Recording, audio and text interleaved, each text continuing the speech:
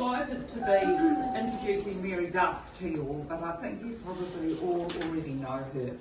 And for Mary to tell us a little bit about her children's book, A Discovery in the Rocks, which is on display here.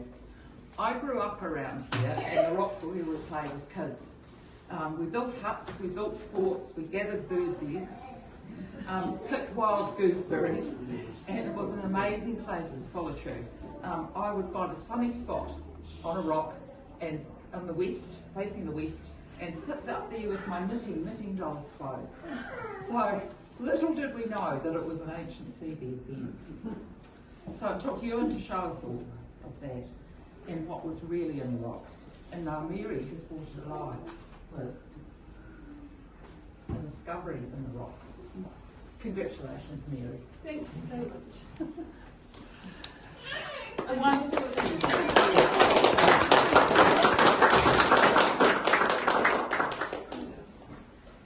Thank you, Faye. I have not written, actually I have written things, but I haven't printed them.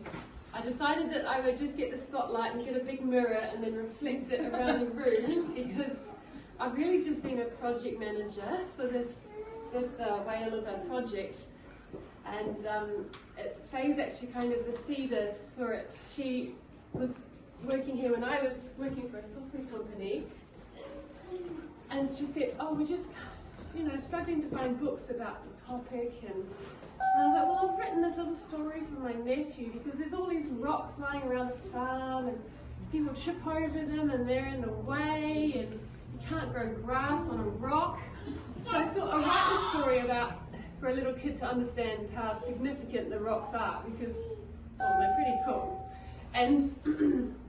And then Faye said, well, Ewan's retiring and he's not so well, and I thought, oh, shivers, I've got so many questions for him. I better hurry up and find out the answers to all my questions about, children have about these rocks. And 4 years later, and countless help from people such as, everyone's going to get embarrassed, but I have to point out the people who have also helped with this.